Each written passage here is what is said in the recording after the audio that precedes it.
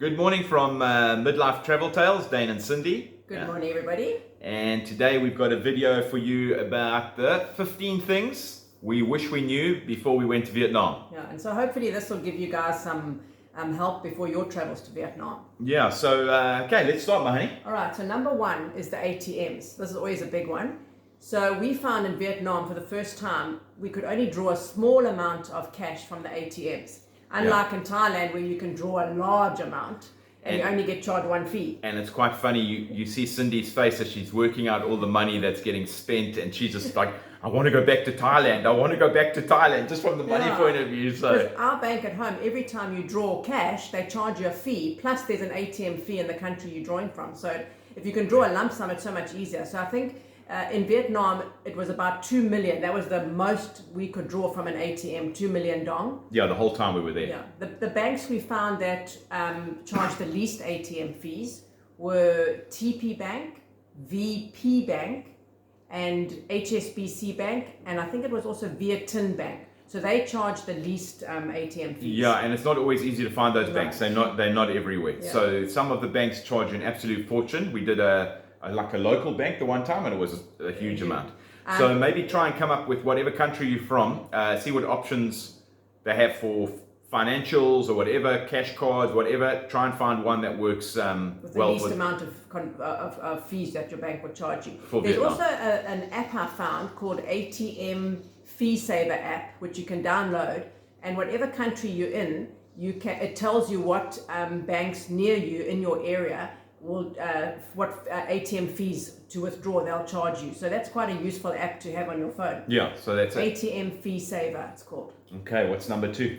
Number two is very interesting. Everywhere we went, we always found our 7-Elevens. Yeah. That was like a standard thing. Malaysia, everywhere we found. But Vietnam, no 7-Elevens. No 7-Elevens. Much to my disappointment. What those Brand name. the little sandwiches. Oh, no toasties. None of the usual products Cindy was used to and I was used to. So yeah, so that threw me for a few days. Yeah. So there's no like brand name shops in Vietnam. I think the only one I really saw was Adidas. Adidas, but in Hanoi there was a Starbucks. There was a few, yeah. There was a few in Hanoi. Not many at all. There's probably in Ho Chi Minh and that there might be more, but even in where was it, Hoi An and that we didn't see. No name brand shops. It was quite interesting. So you get used to that. So just realize you're not going to get your little toasties and all that kind of stuff there. But there's hundreds of mini marts. Yeah, there's lots of mini marts. You're not going to be short on finding mini marts. No, but just not the stuff you're used to. Yeah. Then number three is the e-visa. Now there's so much.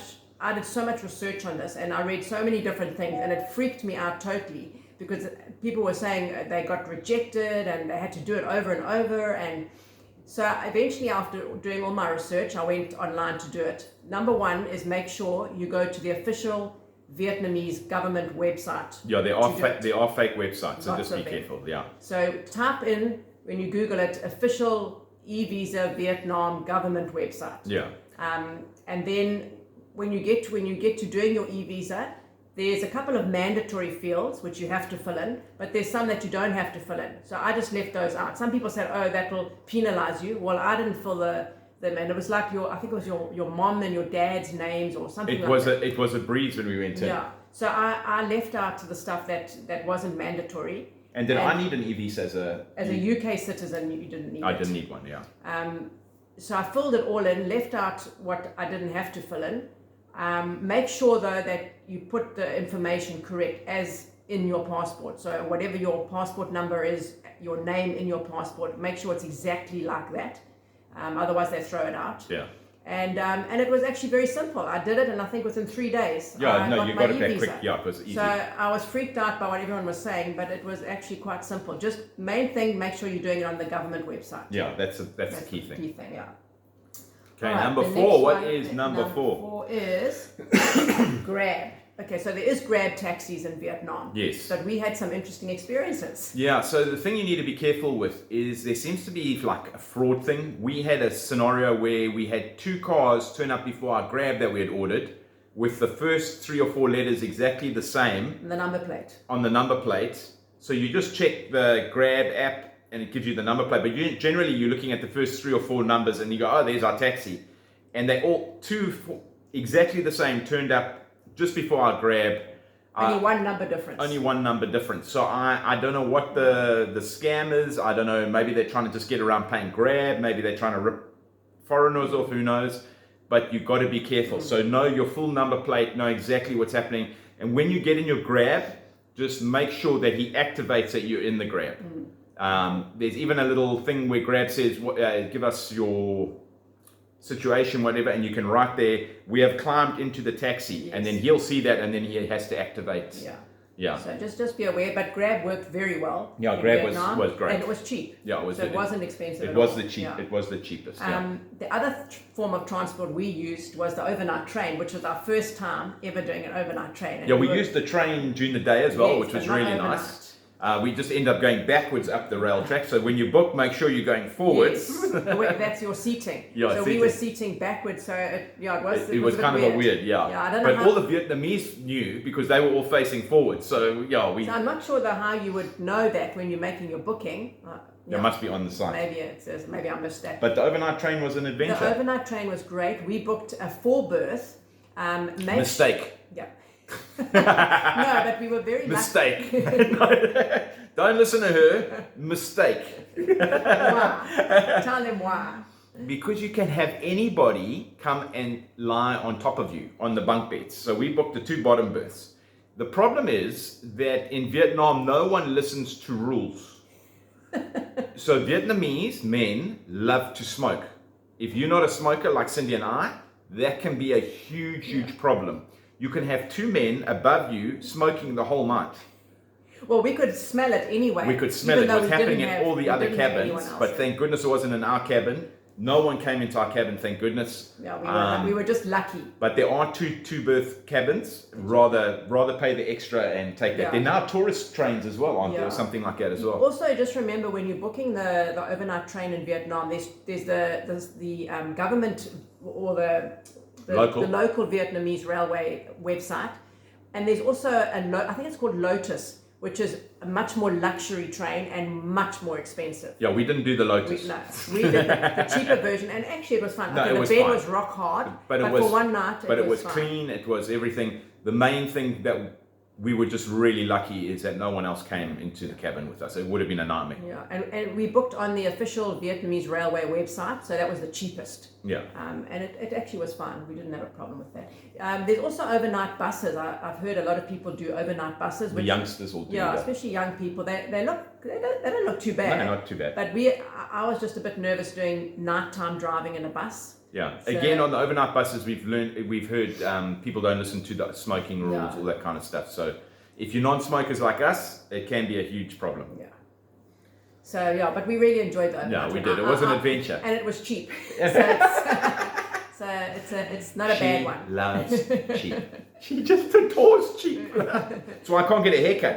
Yeah. It's too expensive. No haircut. All right. So number 5 is. Everybody will love this. The coffee culture in Vietnam is fantastic. There is coffee shops everywhere, which was great and not expensive at all. Even the Vietnamese black coffee is really nice, and they've got so many different variations of coffee. They've got egg coffee, they've got salted caramel coffee. You like that one? Oh yeah, no, I like the one with what's it called? The condensed milk coffee. I got addicted to condensed milk in Vietnam. But the fun, I think you're not even joking. But it seems to be that in Vietnam, when you ask for milk, they don't give you milk as we know milk. They give you condensed milk. Yeah. So you're having sugar anyway, whether you want sugar or not. It's in the condensed milk. And I don't take sugar in my coffee, but I was loving that condensed milk. It was amazing. Yeah, and the egg coffee you tried? The egg coffee was nice.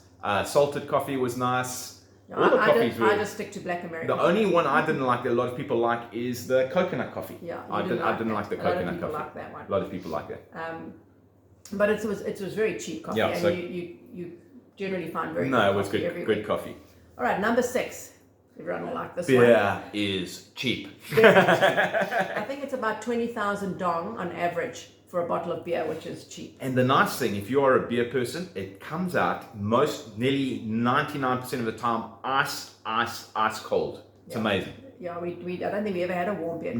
It was amazing. Lovely and cold. And lovely and cheap. So lovely coffee, beer, you're sorted. You're sorted, so that's fantastic.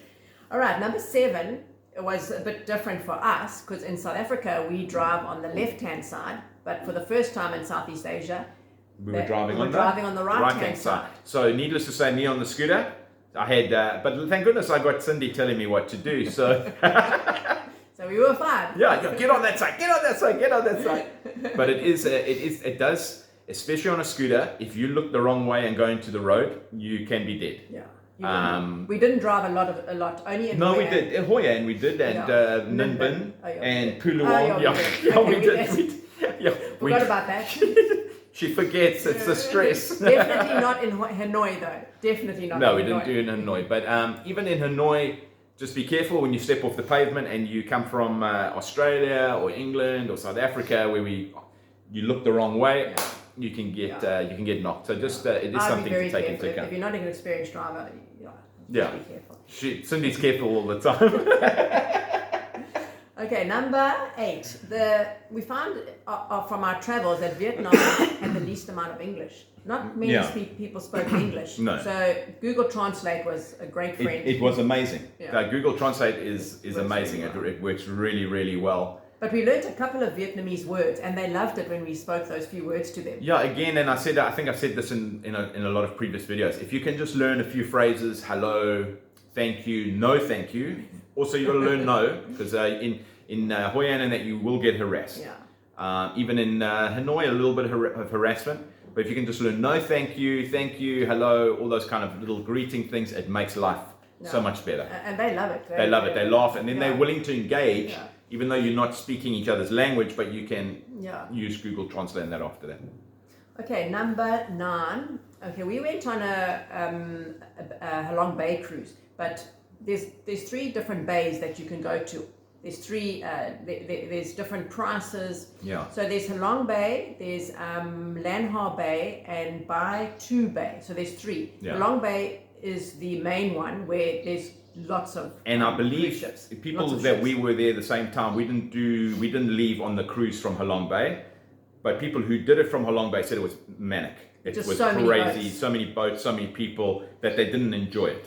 So we chose to do Lan Ha Bay, which was actually great. There was not many boats at all. There was hardly anyone. In fact, we thought we stayed on Cat Bar Island and that, and at some stages we thought we were the only people left on the planet. It was very quiet, but also the weather was very miserable, unfortunately. Yeah. But Lan Ha Bay is also, I think it's cheaper than Halong Bay boat cruises, and then Bai Tu is even cheaper than that. That's another bay you can go. And the one thing about the Cat Bar Island cruise that goes to Lan Ha Bay, it also does take you to Halong Bay. Yeah, you get a little bit of Halong Bay as well in there. Yeah. And then obviously you can decide on how much you want to spend on a boat. So there's various options from budget to absolute luxury. Yeah. Overnight stays, 2 days, 3 nights. There's so many options. Yeah, there's lots of options. It really is lovely. All right, number 10 is crossing the street in Vietnam. All right, so especially in Hanoi, oh my goodness, the traffic, there's hardly any pavement. If you have a nervous crosser who goes forwards, backwards, there's huge accidents. Yeah. Okay. I learned that quickly. You learned that quickly. So you enter the traffic, the flow of the traffic, and you weave yourself through, but you don't ever step backwards because they're not expecting you to step backwards. They don't mind you stepping forwards, but if you step backwards, you're done. So you kind of weave the traffic around the motorbikes and the cars, they'll stop or they'll find a way around you or whatever. Yeah. Just keep looking at them. Yes. But weave your way. Go into the flow of the whatever you do. Do not, hello my honey, step backwards. Oh God. The other interesting thing, so this is point number 11, is hooting. We found they got a real culture of hooting in a different way. Where you come from Thailand and no one hoots. It's everybody's just nice. But the hooting stops. It's a good hooting, it is a good hooting in not Vietnam. To get out my way kind of. But hooting. Sometimes they do get a little bit aggressive with their hooting. Yeah, but it's so if they're coming up, if you're riding in front of them and they're coming up behind you, they'll hoot just to let you know that there's someone behind you coming up. That they're going to overtake you. Yeah. So the hooting is to let you know where they are around you. So I think it actually really works well. So I got to like my hoot on the scooter. Beep, beep, beep, beep, beep, beep. But it is. It's just something when you're hiring a scooter and everybody's hooting, that's what's happening. When you're coming around a sharp corner and you can't see around, they hoot. Yes. So if a car's coming the other way, because a lot of cars come on the wrong side of the road, they hoot to let the oncoming traffic know, look, there is somebody coming around the... Yeah, so the hooting is a good thing. It's not Yeah, so if you hire a scooter, learn to hoot quickly. All right, number 12 is the weather. So Vietnam has different weather in the north to the south. So you need to check before you go what time of the year you're going and what the weather is like. For example, we went in March and cold. We arrived in Da Nang and went to Hoi An, which was fine. That was actually quite hot. Yeah, that was quite warm. That was coolish. We loved the weather. Yeah. It wasn't cold at all. Then about a week later, about 2 weeks later, we got up to Ninh Binh. Oh my gosh, it was freezing. We nearly died. We had to go and buy jackets. It was so cold. And we nearly died on the bike going to buy the jackets because we were so cold. So yeah, and then we went to Hanoi, which was even colder. Yeah. So. Or Phu Luang, which was colder. We had a fireplace. We had a fireplace. Fireplace in Vietnam, yeah. And in Hoi An it was hot. We were like this. Yeah. So it varies. You need to actually check when you're going and what the weather's like that time of the year, because it's different north to south. The cool thing though, if you get to Hanoi, is clothes are really cheap. Stuff is really cheap. So if you going to Hanoi, you can buy a jacket for nothing. Yeah. So even in Ninh Binh we bought jackets. Yeah. So if you don't want to bring warm stuff with you, you can just buy a jacket. You can buy jackets here. Very cheap. Yeah. All right, number 13. Don't think you can use credit cards because they're not readily used. No. We had to use a lot of cash, and that was the frustrating thing, drawing small amounts. Yeah, it was one of those countries there's just not credit card machines. So just so make sure you've got cash. That's why when we mentioned earlier about the ATM thing, really try and come up with an alternative, unless your bank doesn't charge those kind of charges, which might be. Our bank does. But our bank does. So just really look at that, because cash is king in Vietnam still. Okay, number 14 is nightlife. So Vietnam literally comes alive at night. They don't sleep. So if you like that, if you like nightlife and you go to bed very late, well, Vietnam will suit you. Yeah, Vietnam. We go to bed early. Very early. I don't like noise when I go to bed. And you had karaoke everywhere. There's karaoke, people in corridors. The Vietnamese are an amazingly lively people. They are noisy. Not quiet. They have no concept of quiet. Maybe it's the way, I don't know, it's a cultural thing. So I would have to lean out of doors and say, please keep quiet. In the middle of the night, and it's interesting, the cultural nuances. Yeah, it was very different to coming from Thailand. So much more noisy, much more nightlife. You'll walk past a house on the street and there's a gentleman doing karaoke, drinking a beer, doing karaoke all by himself and you can hear him 10 blocks away. So just bring your earplugs. Oh gosh, and the last one is number 15, is the SIM card, which everybody needs to have. And Cindy, I really have to build up. She does all her research. She is amazing. We arrive at an airport, she knows exactly what's going on, what's happening. It's amazing what you can find. So if any of you guys want a few tips and you have a few questions, ask, because she knows everything. I don't. I just tag along. Yeah. So in Vietnam, unlike in Thailand again, where you just go to your 7-Eleven and you buy your tourist SIM card, in Vietnam you have to go to the actual SIM card shop or cell phone shop. Yeah. And we found Viettel was, from all the research I did, Viettel. And it was excellent. The coverage was brilliant. We were in the middle of nowhere. Sometimes we had coverage. The coverage was amazing. And it's very cheap. Very so cheap. You'll have, and I think we just bought it in the. We bought it from where we were staying. At the airport? No, it wasn't. It was where we were staying. There was a guy there. Oh, was there? Because you have to buy it from the actual shop, the SIM card shop or the cell phone shop. Yeah. So No, that was. But otherwise, Vietnam's amazing. Culturally incredible. Very different. Very different. Very different to Thailand. Very different to Malaysia, Laos, or Cambodia. Totally different. The people definitely have more of an edge. They're a little bit more front-footed than the rest of Southeast Asia. So be aware of that. Not be aware of it, but be aware of that. Yeah. Definitely not going to stand back for anybody. Yeah. So, but it really is a beautiful place. So if you're going to Vietnam, hope you have a wonderful time and hope these tips have helped you. Yeah. Have an awesome day.